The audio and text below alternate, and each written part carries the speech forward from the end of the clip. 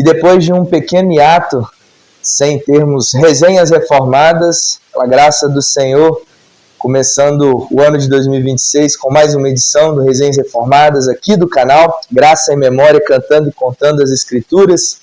Está aqui comigo, pastor, reverendo Alexandre Antunes, capelão do Mackenzie, fundador do canal Teoria da Inspiração, cofundador do Peregrinos da Alvorada e também pastor auxiliar da Igreja Presbiteriana Unida de São Paulo, casado e pai de 2 filhas. Isso mesmo, Thiago. Prazer estar aqui com você, prazer poder falando aqui no Resenhas Reformadas e uma alegria a gente poder conversar sobre vários assuntos acerca da teologia, também da cultura. Estou à sua disposição, é sempre bom conhecer gente preciosa que tem pensado a existência pelo ângulo certo, pela cosmovisão correta, né? Enxergar a realidade pelo ângulo certo é o nosso desafio diante de tantas cosmovisões nocivas, e conversar sobre isso é sempre muito bom. Ah, que bom. E aproveitando, reverendo, fala um pouco como que foi esse casamento, essa relação vocacional sua como pastor, também trabalhando na capelania, e a cultura pop. Como é que funciona essas coisas? Será que funciona? Legal, funciona bem, e é algo que é muito natural da minha pessoa, né? Quando você fala de cultura pop, eu não falo de cultura pop, não faço atividades de interpretação da cultura pop como um teólogo, por uma coisa de, vamos dizer assim, para fazer tipo, para fazer média, para ter um perfil mais de juventude, né? Com a juventude, com adolescentes. Não, cara, é uma coisa que está em mim desde a minha infância. Eu gosto de cultura, sempre gostei muito de quadrinhos, sempre gostei muito de ler, né? E aí, lógico que a minha leitura mais prazerosa era quadrinhos, mas eu lia muito também a série Vagalume, né, que é uma série antiga que era de literatura dada para as crianças ler nas escolas. Eu gostava muito da série Vagalume toda, eu realmente lia muito aquilo ali quando criança. E sempre gostei muito de filmes também, né? Então essa relação de filmes, eu lembro de criança pedir para minha mãe me levar para o cinema. Eu lembro de quando eu fiquei um pouquinho mais velho, minha mãe dá o dinheiro na minha mão e eu ia sozinho assistir filme. Eu lembro de debater, né, discutir filmes com as minhas tias e tios, e era engraçado porque os meus primos da mesma idade, criança, eu dormi e eu assisti filme na casa da minha tia, do meu tio, e eles me chamavam: não, vem aqui, Xande, vem assistir, e depois que terminava o filme eu ficava debatendo com eles o assunto do filme, assim, sabe? Então é uma coisa assim, e veja, eu tenho 47 anos, sou de 1979, então na minha adolescência, infância, né, foi nos anos 80 e adolescência nos anos 90. Mas eu lembro de ter assistido o filme do Mazzaropi, que os meus tios levavam para assistir, que é filme bem mais antigos, né? De ter assistido alguns clássicos. Então eu sempre gostei muito do cinema. A parte da fé, da teologia, veio justamente de uma forma natural também, quando a minha mãe foi alcançada por Cristo. Nós fomos para a Igreja Presbiteriana, e eu cresci ali naquele ambiente muito saudável. A Igreja Presbiteriana é uma igreja que incentiva muito a educação, a gente vai aprendendo dentro da Igreja Presbiteriana a valorizar a educação, o entendimento, a busca por conhecimento, a leitura bíblica, e aquilo tudo foi sendo trabalhado em mim pelos pastores que eu tive a oportunidade de ter sido liderados por eles, e aquilo foi crescendo. Quando tive 18 anos eu entendi que Deus estava me chamando para o ministério, e aí quando eu fui para o ministério pastoral, passei os 4 anos do seminário, eu lembro que eu fiz uma saída da cultura pop, porque eu entendi que não conversava. Por uma questão de fé, por uma questão de entendimento que precisava abrir mão de tudo, e de fato essa é uma perspectiva boa. Você tem que estar disposto a abrir mão de tudo nesse mundo por Cristo. Eu abri mão de tudo, e até pelo meu amor pela cultura pop. Aí eu lembro bem do dia em que estava numa sala de aula do seminário, isso lá no ano 2001, no ano 2000, melhor dizendo, e o professor no intervalo de aula começou a comentar sobre quadrinhos com os alunos, aqueles que ficaram ali para uma resenha, né, para uma conversa ali leve, e ele começou a falar sobre cultura pop de uma forma muito, muito tranquila e fazendo conexões, e eu falei, cara, esse negócio está conectado. Depois formei, fui exercer o ministério pastoral, de tempo integral, fui fazer uma faculdade, curso superior, e eu percebo, Thiago, Deus foi montando um quebra-cabeça na minha cabeça, né? Um quebra-cabeça na cabeça, ótimo. Mas Deus foi montando esse quebra-cabeça na minha mente, e lá no ano de 2017 eu percebi que eu poderia, de repente, porque eu já fazia isso, escrevendo alguma coisinha ali, uma coisa bem, bem curta, eu pensei, por que não criar um canal comentando sobre filmes cristãos por uma perspectiva cristocêntrica, teológica.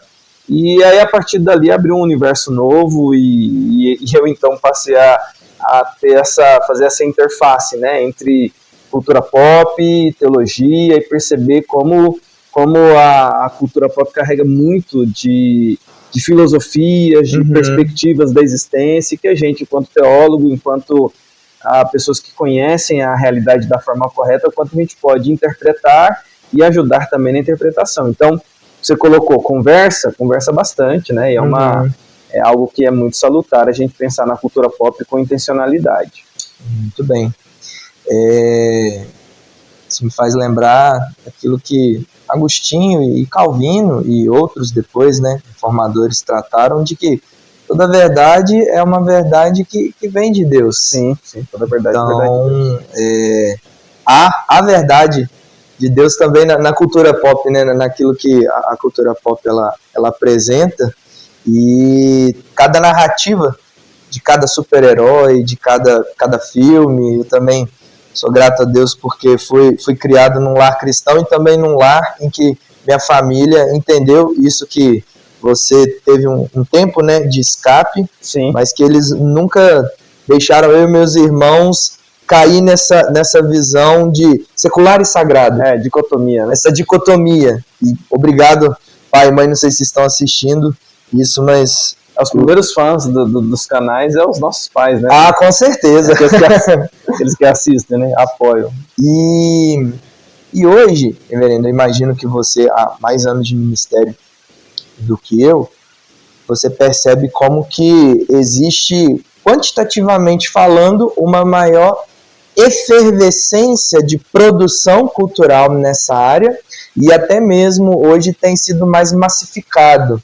Houve uma época em que isso era algo consumido mais por um grupo muito seleto, poderíamos dizer até as pessoas que tinham muito dinheiro, tinham muitos recursos, e hoje já é algo de cultura de massa.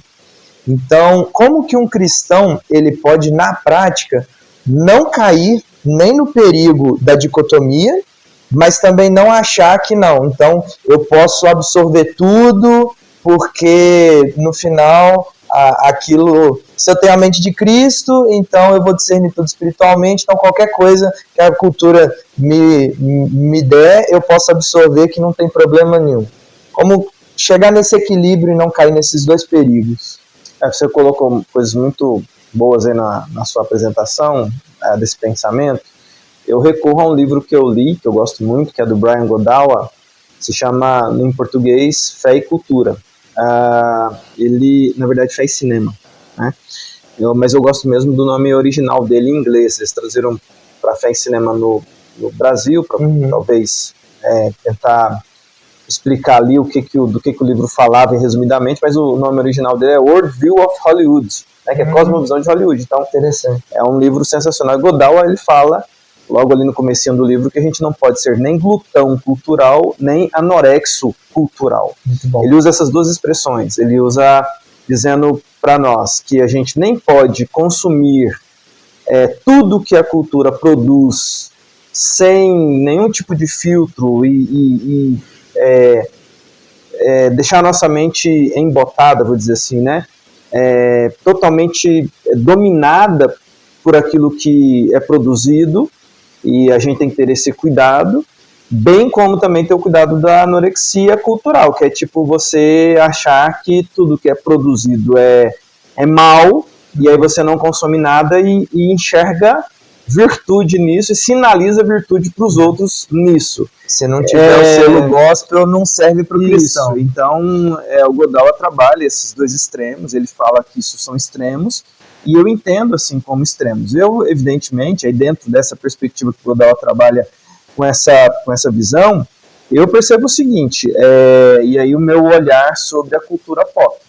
Você falava aí sobre toda a verdade, a verdade de Deus, e a gente vê isso nos escritos de Agostinho, de Calvino, você vai ver Kuyper falando sobre isso, você vai ver autores trabalhando essa temática aí, mas a própria Escritura, que é a nossa base primeira, quando lá no Salmo 19, eu tenho defendido essa perspectiva, né?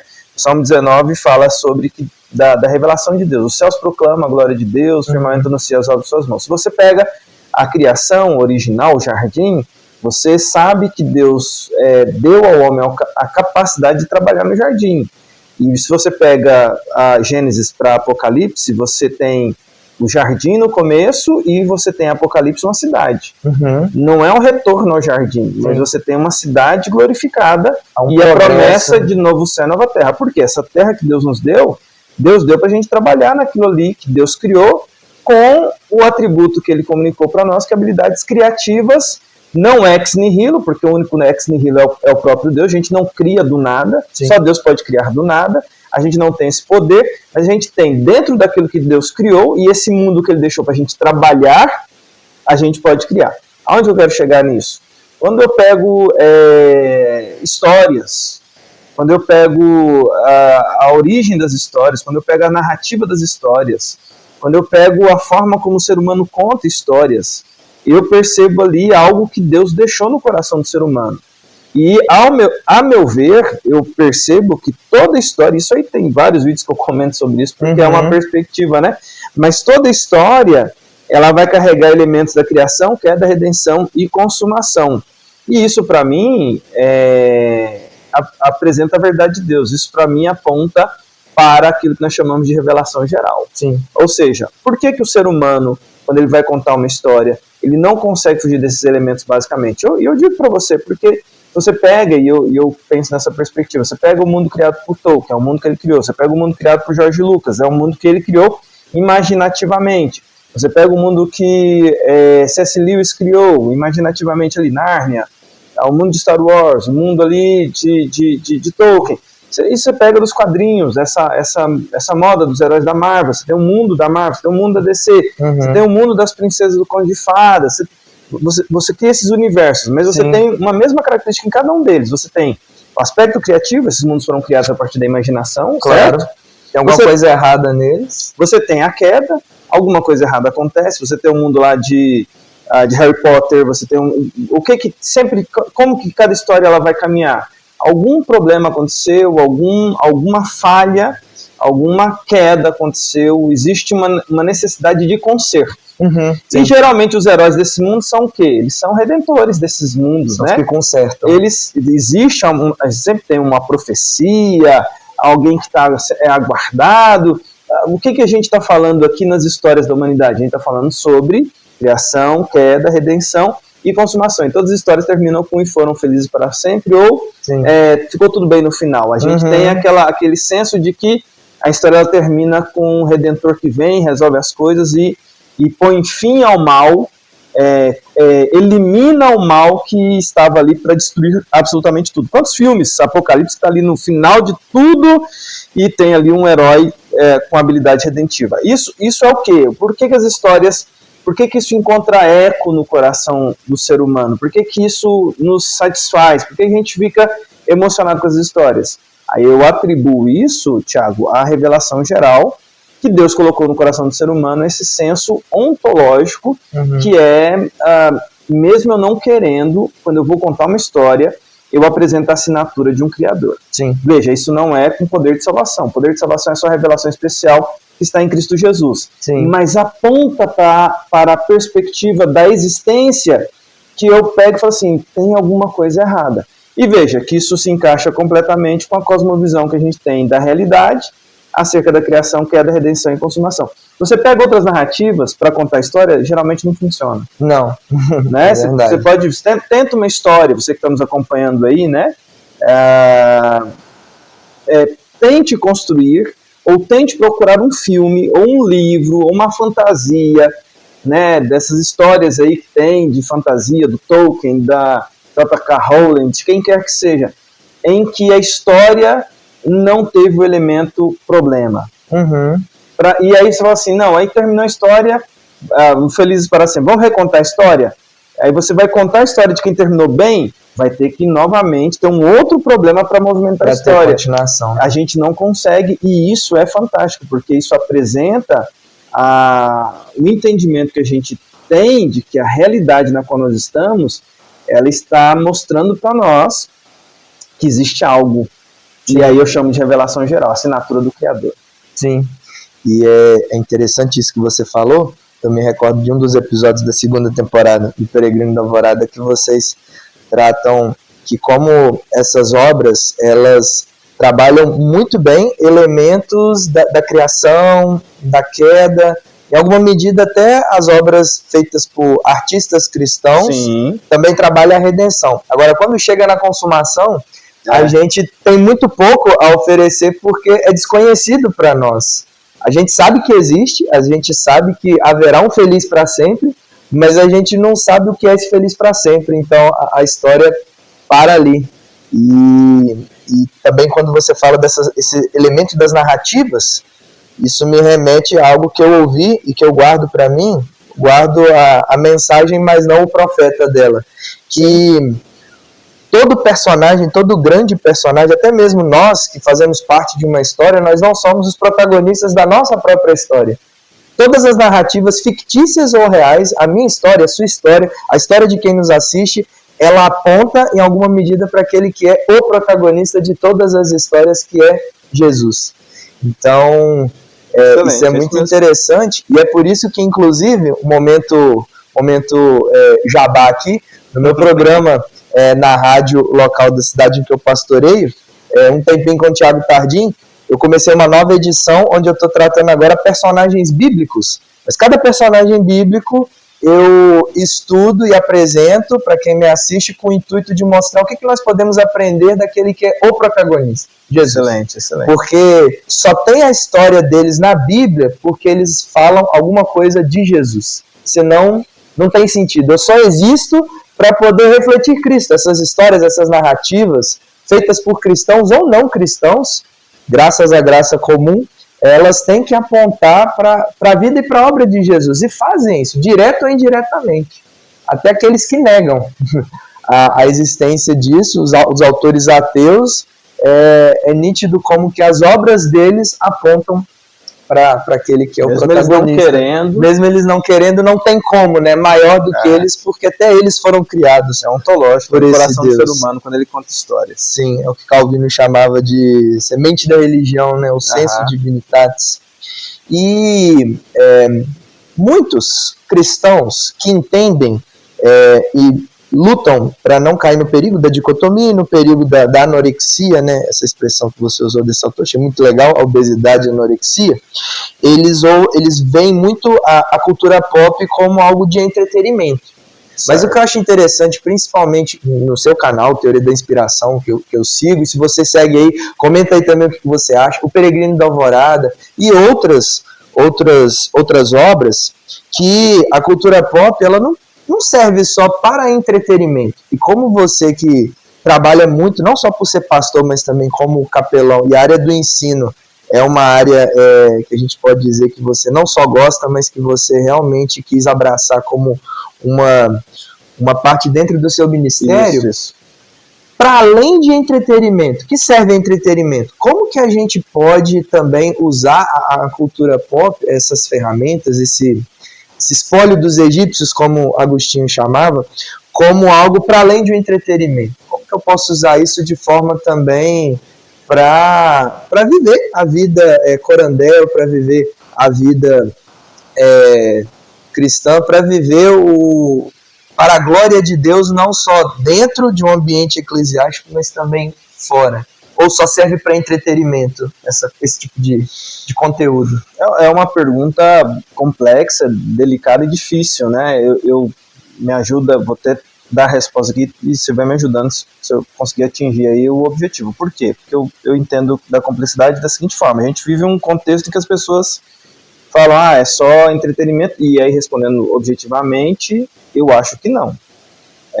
A partir do pressuposto, sim, talvez um filme seja feito numa perspectiva de entretenimento, é uma indústria multitrilionária, sim, de entretenimento, ela já é catalogada como entretenimento, mas eu não posso ser inocente ao ponto de achar que não existe ali um monte de coisa que eu preciso observar. Então, vamos para esse primeiro aspecto. O primeiro aspecto é quem produz os filmes.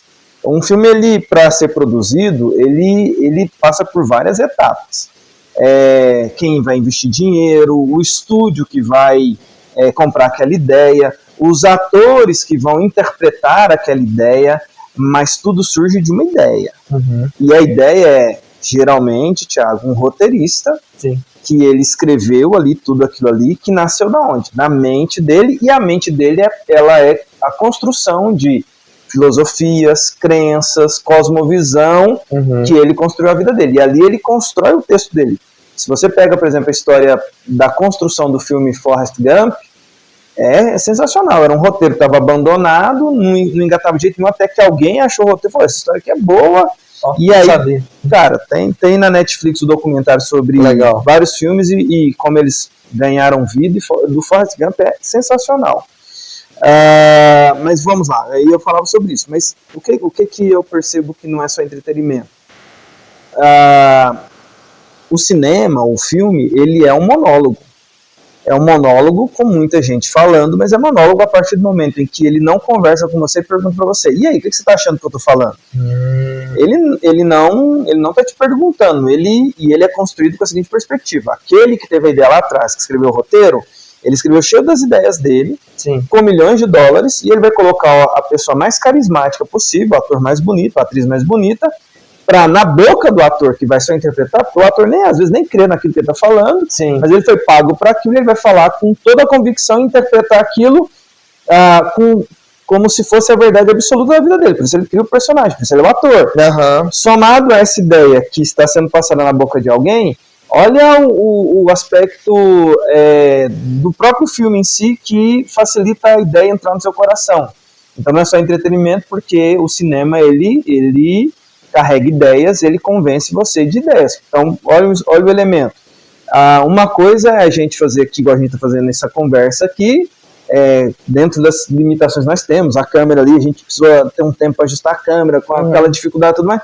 Põe milhões de dólares para fazer isso que a gente está fazendo. Entendeu? Então, veja, o cinema ele vai colocar uma música de trilha sonora. Sim. Tenta assistir o mesmo filme que você gosta. Vou dar a dica aí, Guardiões da Galáxia 3. Assiste o filme Guardiões da Galáxia 3 sem a trilha sonora do filme.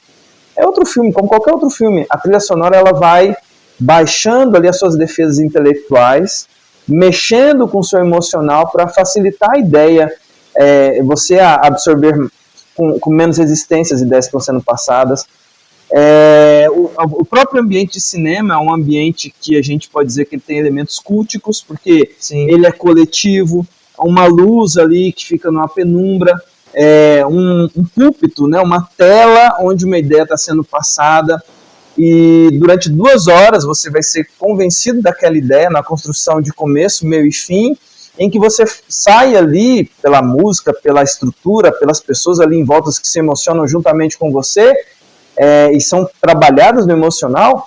Então não é só entretenimento, tem estratégia por trás, tem ideologia por trás, e tem ideologias perigosas. Então eu não posso ir inocente consumir um filme, seja ele qual for. Uma segunda coisa é como que eu me aproveito, me aproprio disso, né? Ou me apropriar dessa questão. Eu penso que a gente tem que ter uma perspectiva da intencionalidade.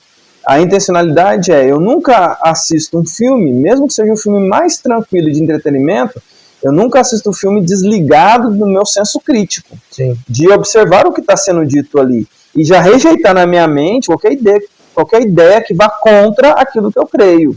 Mesmo que eu assista e, como eu leio uma obra que eu não concordo, eu posso ler com senso crítico ativado. Eu preciso ter essas defesas sempre atentas.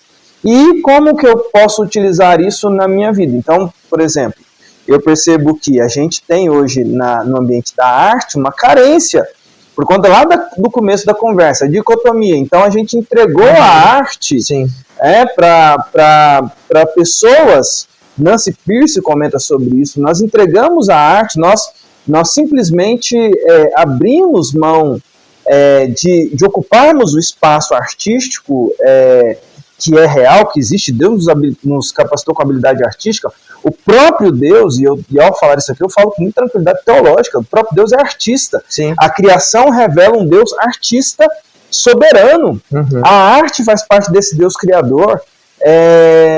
E nós abandonamos a arte, e aí a arte é dominada por pessoas com conceitos e ideias que não que são diferentes daquilo que nós cremos. E aí esse espaço passou a ser ocupado por esse tipo de ideologia e filosofia, e fica cada vez mais complexo, fica cada vez mais difícil. Qual que é o caminho correto? É resgatar, no sentido de resgatar, voltar a ocupar esse espaço. Sim.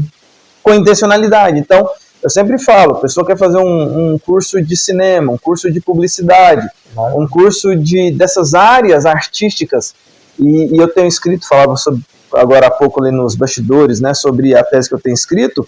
Uma das críticas que jovens que abandonam a igreja fazem, dentre as críticas que eles colocam, é a falta de incentivo para que eles ocupassem espaço artístico, porque foi dito assim, não, ali você não pode ir para lá, você não pode ser cientista, você não pode pesquisar, porque parece que há um divórcio, e não existe esse divórcio, nem da ciência com a fé, nem da arte com a fé. Então, se eu ocupo aquele espaço ali, eu vou perceber na arte mais de Deus do que, às vezes, eu conseguiria imaginar antecipadamente.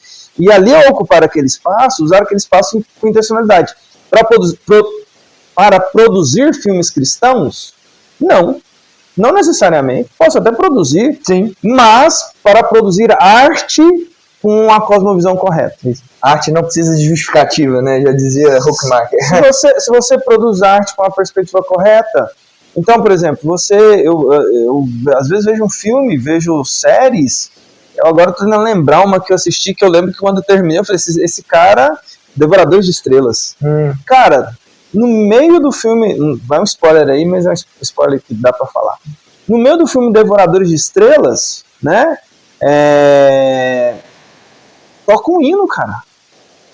No silêncio do espaço, e no momento ali de algo acontecendo ali, que não vou dar esse detalhe, a trilha sonora do filme é 1 minuto e meio, 2, de um hino que a gente conhece em português. O hino está sendo cantado por um grupo africano, né, em língua africana, se eu me recordo aqui bem, mas ali está a nave no espaço, aquele silêncio, de repente esse hino, o personagem não está ouvindo esse hino, o hino foi a escolha do diretor para tocar naquele momento, como a trilha sonora daquele momento do filme. Não é que o personagem está ouvindo a música, não, a trilha sonora daquele momento é um hino, que é um hino que a gente conhece, que é o Som da Meu Deus, nosso inário. Interessante. E aí você fica ali assim, você pensa assim, cara, eu conheço esse hino. Veja, o que eu estou querendo dizer? Quando eu terminei de ver o filme, eu falei assim, rapaz, eu vou pesquisar mais sobre esse autor. Eu ainda não tive tempo de pesquisar. Vai que esse autor ele tem elementos do cristianismo nele, e que nessa hora veio expressos. Eu gosto muito, o Thiago acompanha aí as coisas que eu gravo, que eu já falei, mas tem um personagem que eu gosto muito que criou Um Lindo Dia na Vizinhança, e é um cara que, quando a gente foi pesquisar sobre a vida dele, ele era um personagem, um pastor presbiteriano, que estava ali dando testemunho todo dia, pegando o horário infantil ali, destinado ao público infantil na TV americana, horário nobre, e ele falava sobre temas mais variados, mas com a perspectiva cristão ocupando o coração dele. Nunca foi falado que ele era pastor, um canal de pastor ou um canal evangélico. Ele estava ocupando um horário nobre de uma TV nacional ali, americana, mas os princípios por trás do coração dele, daquele espaço que ele viu a oportunidade e ocupou, ele falava acerca daquilo que ele cria em todos os assuntos que ele comentava. Então, uma longa resposta para uma pergunta complexa. Nós precisamos ocupar esse espaço e entender que não é só entretenimento. Sim. E assim, lógico que eu posso assistir tranquilamente, tirar lições, mas tem sempre mais coisa, tem sempre uma mensagem. Por exemplo, essa coisa e assim, a gente tem a visão reformada, né? Eu nunca me esqueço, Thiago, de uma ocasião, eu já tive vários momentos assim, né? Mas eu lembro de uma ocasião muito, muito específica, assim, de um filme brasileiro, cara. Você fala assim, filme brasileiro não presta. Tem um filme brasileiro que eu recomendo todo mundo assistir, que chama O Palhaço. O Palhaço. E eu já contei isso lá tanto no Teoria da Inspiração quanto no Peregrino da Alvorada. Eu lembro de um dia, cara, que eu cheguei da escola dominical na igreja, tinha tido um dia muito difícil, porque no sábado anterior tinha tido um problema dos adolescentes da igreja, numa festa que eles não deveriam ter ido, e aí um presbítero denunciou, e eu cheguei na igreja cedo, esse mesmo grupo estava lá, uns estavam no louvor, cara, eu fiquei muito bravo enquanto pastor, eu falei, cara, como é que eles podem vir aqui? Estava no meio de uma bagunça onde está aqui no louvor, aí eu tomei uma atitude muito firme naquele dia, de chamar o conselho na sequência para tratar o assunto de imediato, em causa urgente. Falei, não, o negócio é para hoje. A reunião foi muito difícil, foi muito dura, eu apanhei na reunião dos presbíteros, e eu estava chateado também com a situação. Resumo da ópera, eu fui para casa naquele dia, falei assim, rapaz, quer saber, eu não preciso desse negócio não. Eu comecei a falar para mim mesmo o seguinte, falei, e conversando comigo e com Deus, eu não preciso ser pastor, eu não preciso passar por esse sofrimento de ser humilhado por pessoas querendo fazer o certo, eu não preciso sofrer esse tipo de humilhação o tempo inteiro. O ministério é muito difícil, e conversando com Deus e indo para casa chorando, chateado, eu fiquei muito chateado com a situação, e ali eu estava muito, muito exausto, muito cansado emocionalmente, tinha acabado a escola dominical, tinha orado, estava em comunhão com Deus, Thiago, entendeu? Mas tinha tido esse problema. Sim. Igrejas têm problemas, pastores enfrentam problemas, conselhos têm problemas, a comunidade ela é difícil para um pastor, ela é pesada. Bem, estou contando isso para dizer para você o que aconteceu. Cheguei em casa, almocei com a minha esposa, minhas filhas eram pequenininhas nessa ocasião, e eu falei, quer saber, tinha um culto à noite, não vou assistir um filme para distrair. E tô lá, zapeando os canais, como a gente fazia, né, antigamente, e estava começando o filme O Palhaço. Nunca tinha assistido esse filme, Selton Mello, filme brasileiro, eu gosto muito do Selton Mello. Sim, é um bom ator. Eu gosto muito da pessoa, dos filmes dele, Lisbela e Prisioneiro, né, o Auto da Compadecida, né, que tem uma parte final ali, não é confessional, mas o filme em si, né, Ariano Suassuna é um cara muito inteligente, Sim. religioso. Então, são obras que a gente assiste e fala assim, pô, tem uma coisa legal ali, tem uma lição legal. Aí tava o filme O Palhaço, isso em 2013, cara. Eu falei, eu vou assistir. E aí a história do palhaço Pangaré, que o nome dele é Benjamin, numa crise existencial. A crise dele é a crise seguinte, ele fala assim, ele já não, é um circo já falindo, no final dos anos 50, final dos anos 60, se eu não me engano, final dos anos 50, início dos anos 60, e o Pangaré, ele está num dilema existencial, porque ele é palhaço, mas ele não acha que ele foi criado para ser palhaço, ele quer ir atrás de outras coisas. Aí eu falei, que filme legal, tal, fui assistindo, e o filme foi falando comigo. Aí tem uma hora, no meio do filme, em que o pai do Benjamin, que é o dono do circo, que faz um outro palhaço mais velho, o palhaço Puro Sangue, aí o palhaço Puro Sangue conversando com um personagem lá do Jackson Antunes, eu não lembro o nome dele, Jackson Antunes é um ator antigo brasileiro. Aí o cara fala assim, eles estão conversando, e aí, o que você faz? Aí o cara pega e fala assim, não, é porque a minha vida é assim. Aí ele fala assim, o gato bebe leite, o rato come queijo, e eu faço as minhas coisinhas que eu tenho que fazer. Aí o Puro Sangue, né, o palhaço também fala assim, eu gostei dessa frase sua. E aí o filme roda um pouquinho, aí o Benjamin vai conversar com o pai dele, e fala assim, pai, eu quero ir embora, não vejo mais sentido em ser palhaço, eu acho que não serve mais pra mim, eu quero experimentar outras coisas. Aí o pai, né, o palhaço mais velho, virou pro filho assim, eu fui falar esses dias, eu quero falar pra você, o gato bebe leite, o rato come queijo, e eu sou palhaço, meu filho. viva aí os seus sonhos, faça o que você quiser. Eu sei o que eu sou isso aí. Então, e aí o filho vai trabalhar numa empresa, deixa o circo, deixa ali o pessoal do circo, problema financeiro, ele vai ver o sonho, encontra um trabalho.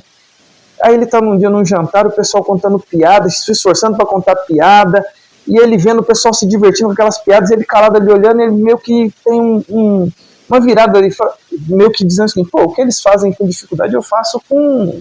Eu sei fazer isso. E ele olhando assim, prestando atenção, e de repente aquilo ali, o olho dele começa a brilhar. E aí ele percebe que, na verdade, ele é palhaço. E aí ele faz todo o caminho de volta. Aí o filme ele fazendo esse caminho de volta, no finalzinho do filme, fazendo o caminho de volta. Aí ele acha o circo, porque estava o circo itinerante, né, andando pelas cidades. Ele encontra o circo do pai dele, a trupe lá da qual ele fazia parte. Ele se veste de palhaço e entra de surpresa no picadeiro.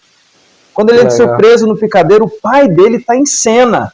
E aí é o palhaço puro sangue e o palhaço pangaré. E o filho dele está de pangaré. E aí a palhaça vai assim, olha o que eu achei aqui e tal. E mostra o filho dele, né? Aí ele assim, eu conheço você não é o pangaré tal. Eles começam a brincar, tal, não sei o que. Aí ele pergunta, aí a câmera, última cena do filme, a câmera fechada nos dois.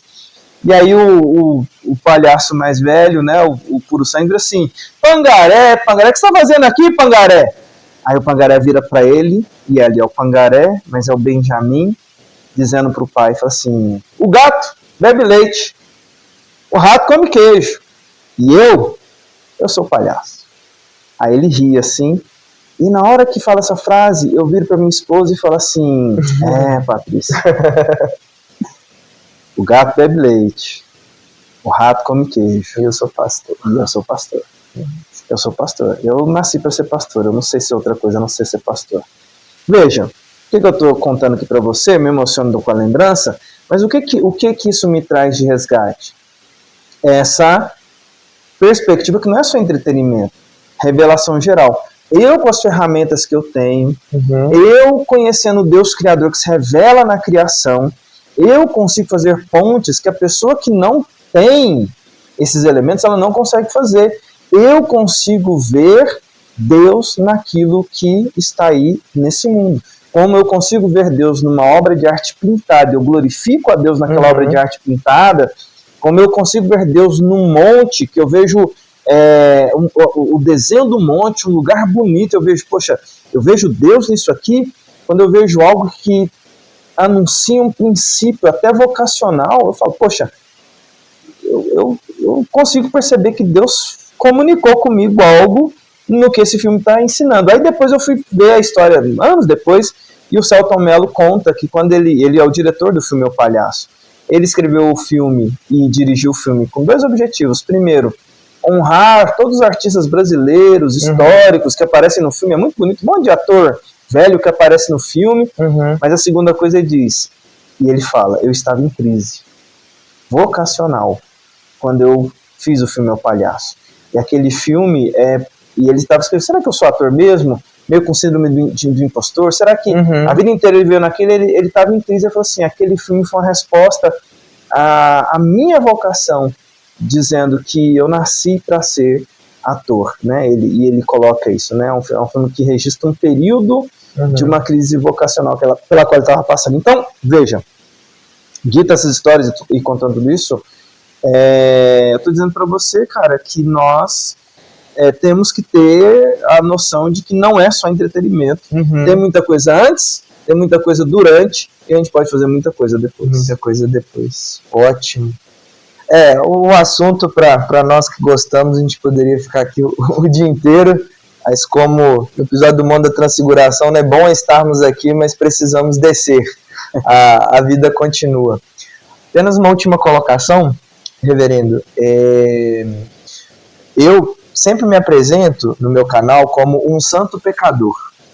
E aí todas as pessoas que eu entrevisto, que eu faço uma resenha reformada, eu faço um desafio. O desafio é o seguinte, a gente faz uma sala invertida. Se fosse o contrário, se o entrevistado fosse o entrevistador e tivesse apresentando o canal, como que você se definiria, né? No caso, o Selton Mello no filme, não, o Pangaré se definiria como eu sou um palhaço. Sim. Então, se fosse aqui é o Alexandre Antunes e eu sou um... Certo, né? como eu me definiria? De bate-pronto assim, todas as coisas que vêm na mente, né? Mas eu me definiria como um servo esforçado. Um servo esforçado, muito bem, legal. Esforçado para ser o melhor servo possível do meu Senhor. Ótimo. Vai estar na descrição tanto o link dos canais, né, que o Alexandre Antunes participa, tanto que o Teoria da Inspiração, que ele é o fundador, o Peregrino da Alvorada, que ele é cofundador, vai estar o link também da Igreja Presbiteriana Unida de São Paulo, que ele é o auxiliar. Aqui, o Andrew Jumper, que nos deu esse espaço, né, para a gente ter essa resenha. E agora eu já estou a um passo de completar uma conquista na minha carreira aqui como entrevistador do Resenhas Reformadas. É mesmo? Porque eu já entrevistei o Guilherme Amarino. Olha só. Já entrevistei você. Então, Matheus Japa, tá faltando você para poder completar aqui o trio do Peregrino da Alvorada. Quem sabe, hein, na próxima vinda do mestrado, você não aceita o convite para participar. E quem sabe futuramente não juntamos os três. Seria bom demais, né? Maravilhoso. Mas aí tem programa para muito tempo. Com certeza. Eu tô nessa roupa social aqui, mas aqui, ó. Aí, ó. Com certeza. A meia tem aqui, ó. Do Superman aqui, ó. Cultura geek sempre. Tô aqui trajado também, porque eu sei como que ele gosta do Star Wars. É isso aí, Star Wars Então, como forma de agradecer a esse bate-papo topzera, que foi muito bom, espero que quem tá aí goste. Depois coloca os comentários aí, dúvidas que você tiver, mas assista.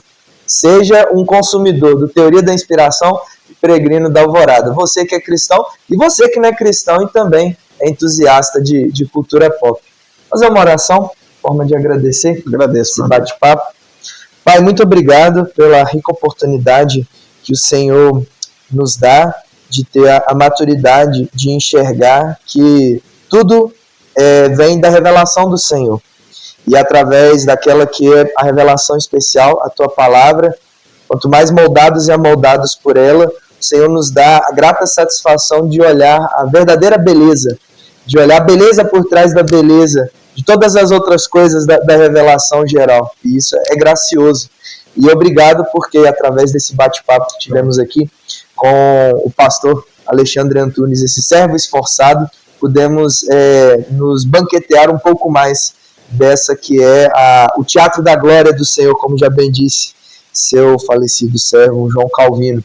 Obrigado pela vida do reverendo, obrigado pela vida do seu ministério, por tudo que ele tem sido no reino dele, o cuidado com a sua família, como capelão do Mackenzie, como pastor, como operador desses canais, e tudo isso ensinando a boa fé reformada, e tudo isso para a glória do Senhor. Sustenta ele e abençoa cada um daqueles que nos assistem. Que o Senhor livre-os do perigo da dicotomia, o Senhor livre-os do perigo da aceitação sem crítica, e que nós possamos ter a mente cativa de Cristo. Amém. Para absorver todas as coisas, retendo sempre o que é bom, e há muita coisa. Podemos ser maravilhados pelo artista absoluto e perfeito, que é o Senhor. E é no nome dele que nós oramos e agradecemos, em especial consagrando a vida e o ministério do Alexandre Antunes. Amém. Amém. E ficamos assim, até uma próxima resenha reformada aqui no canal Graça e Memória, cantando e contando as Escrituras. Valeu, meu brother. Satisfação, reverendo. Um abraço. Thiago. Valeu, gente.